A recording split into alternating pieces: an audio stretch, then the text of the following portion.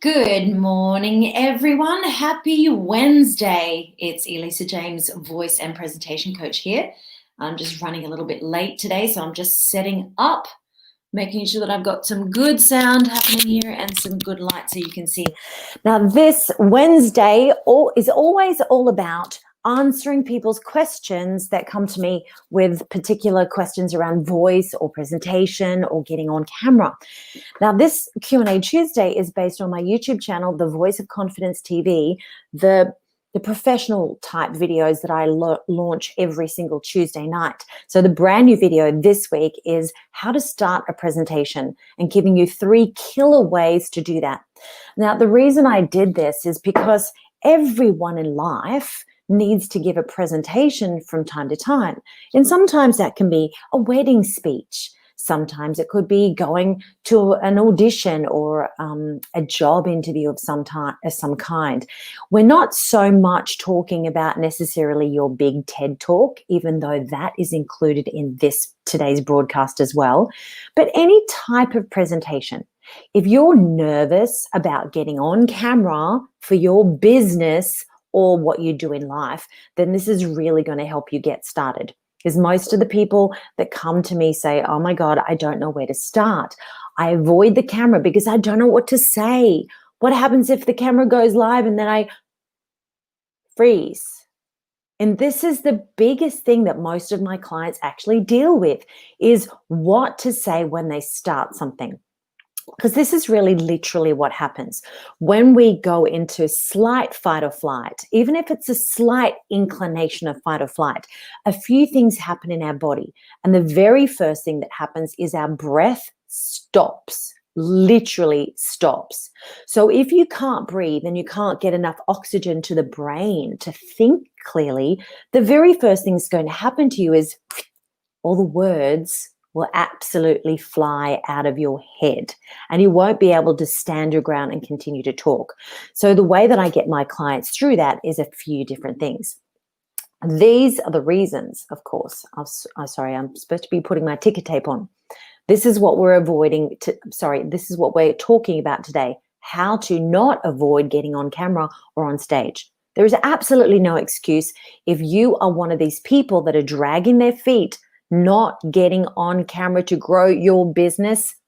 Shame on you, because you need to. 85% of all traffic out there is video right now.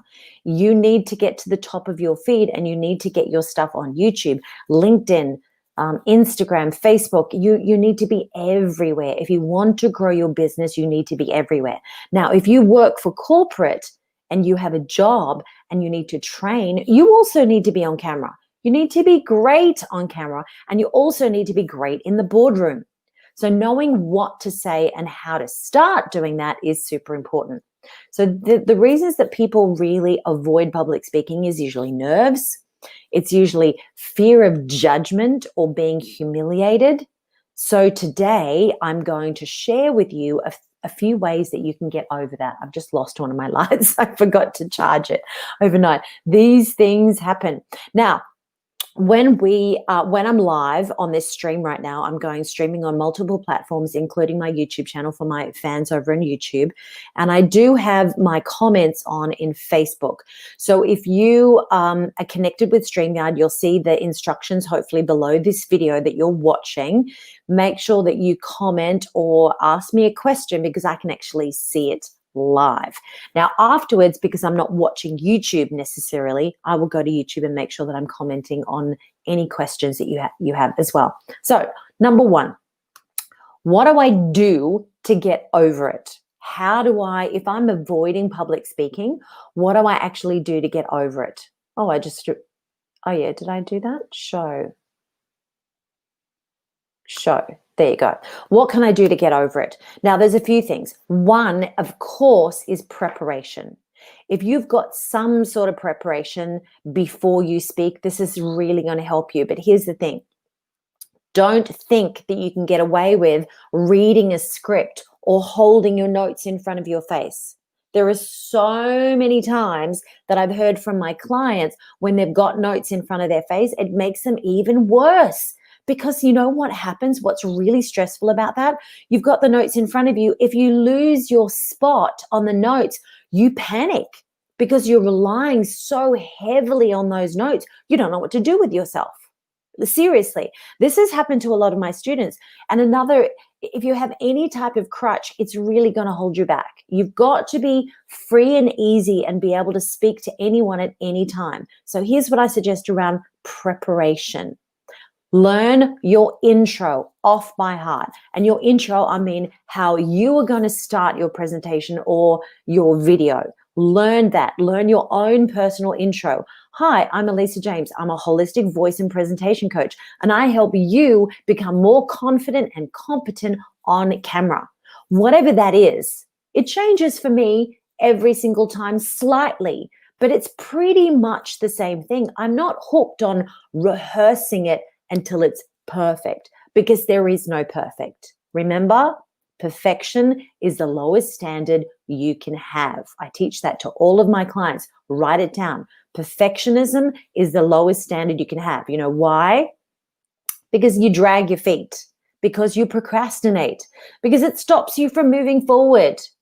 So, you know, I got on camera this morning. My makeup is not perfect. I didn't even bother drying my hair. Yes, I'm a little bit sloppy, but I wanted to come on and just give value today. It's not about you, the speaker. It's about your audience. It's always, always, always about your audience. So go with good enough and start practicing. So here's what we're going to do. 3 ways to begin a speech. Number 1, is the thing that I like to share the most, is a powerful story.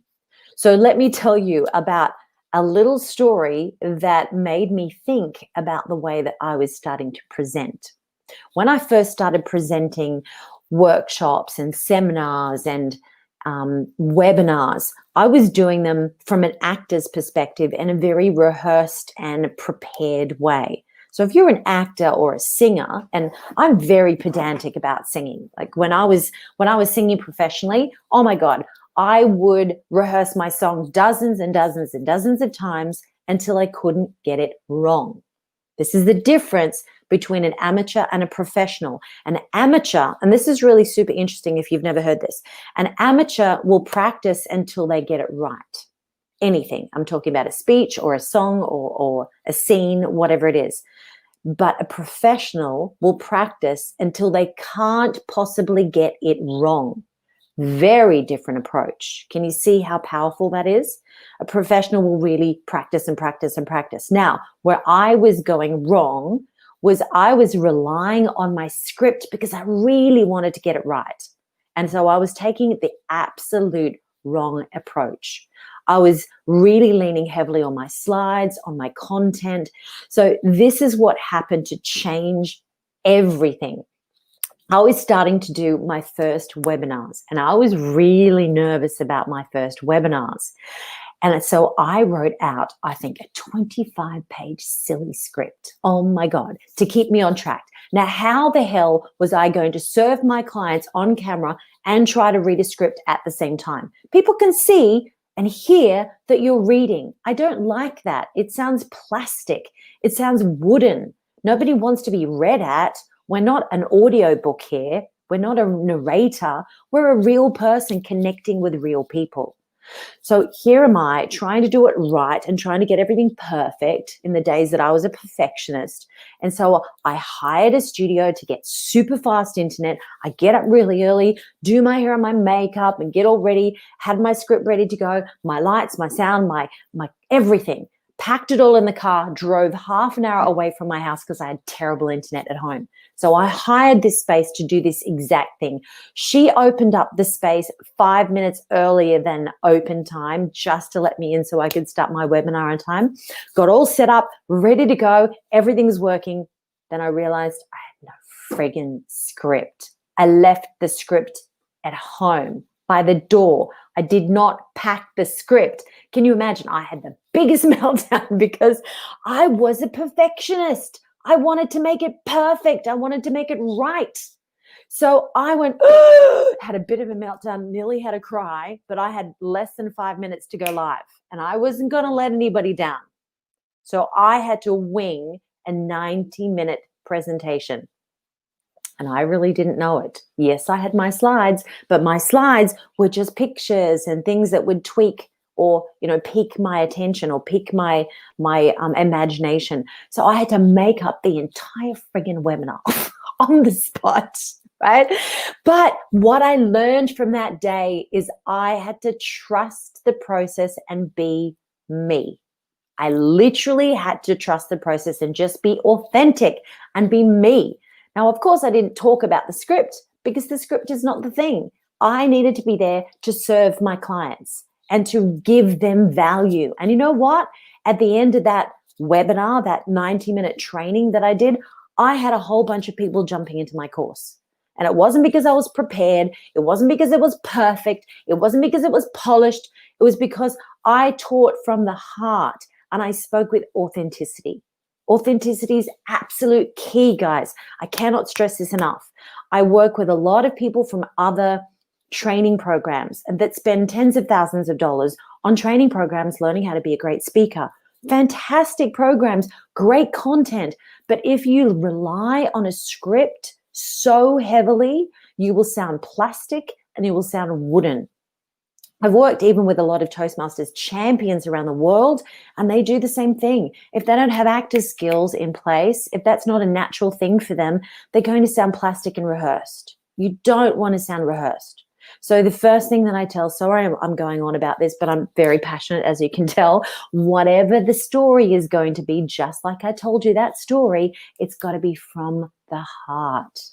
Just keep practicing a personal story over and over and over again so it comes from the heart and it doesn't sound too structured and too perfect.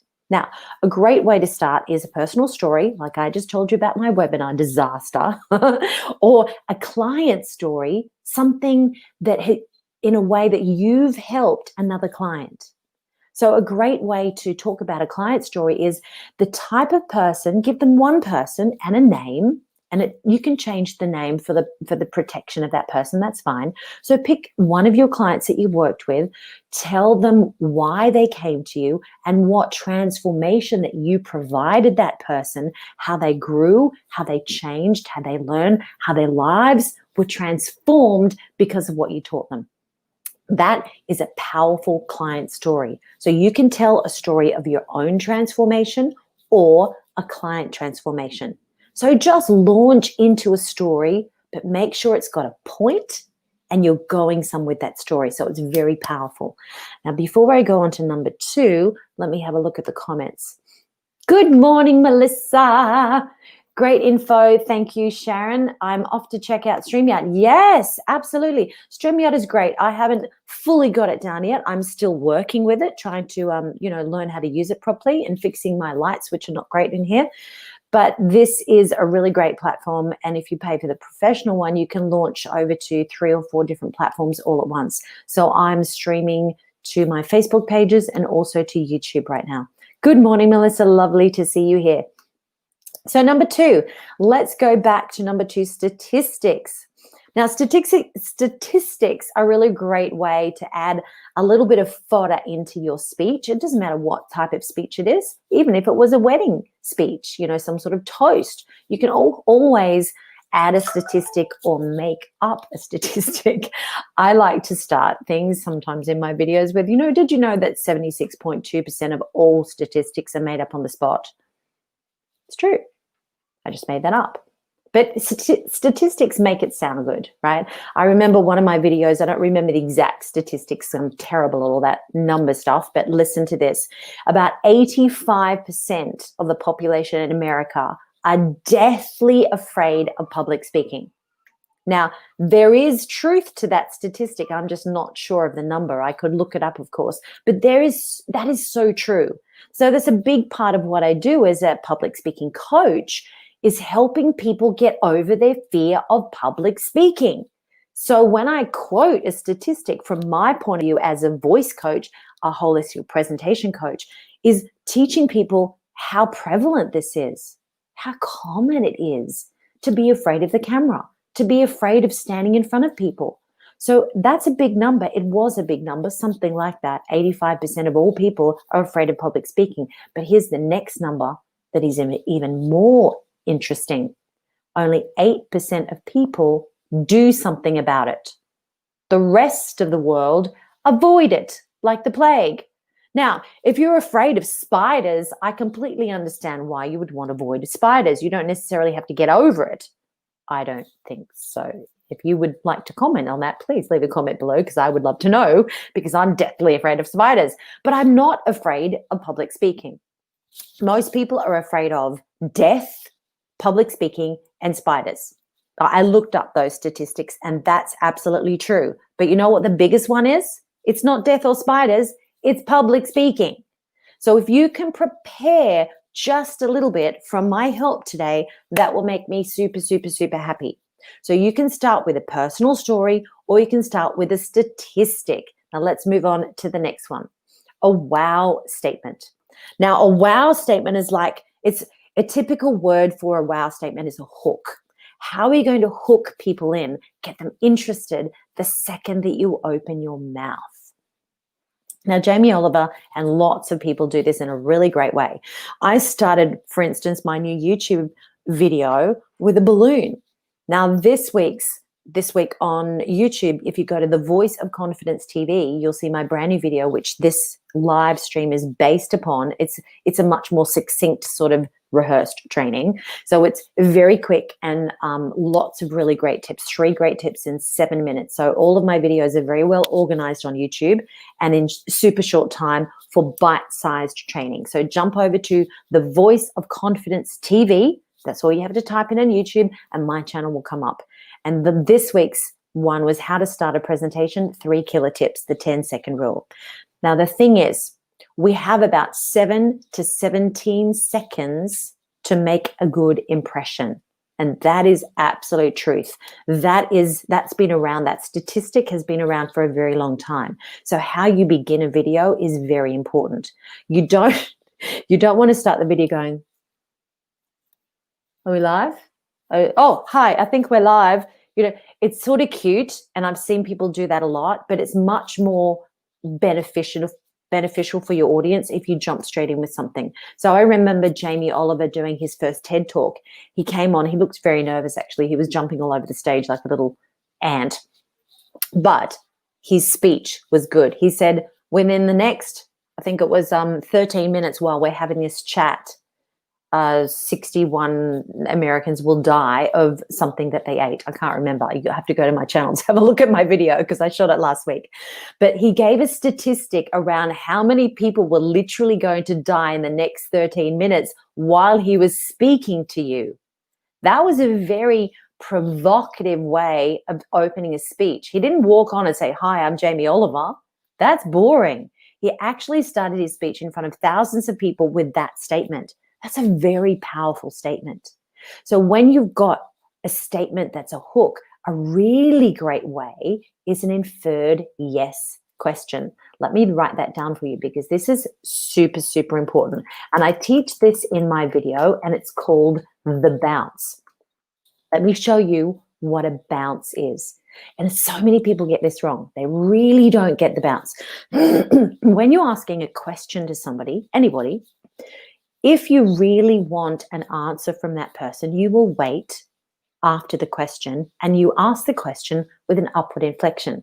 So if I was going to ask you a question, with an inferred yes, in other words, a question that I know you'll probably say yes to, I could ask this question. Oh my God, have you ever slept through your alarm in the morning? I just did that this morning. I slept through my alarm and I was late for work. A lot of people can really resonate with that question. Have you ever slept through the alarm in the morning? Isn't it terrible how much stress that brings to your life? See, when I'm asking a question with an upward inflection. I'm waiting for the answer. And I know because of the question or the type of question that I've asked you, you're probably going to be thinking in your head, yes, I've slept through my alarm. That's happened to me. Now, if I asked a difficult question, like imagine if you had all the money in the world, what you would do with that money. Now, I know that if you're really thinking about that question in your own head, Now you're going off and thinking about 10,000 ways that you could spend the money.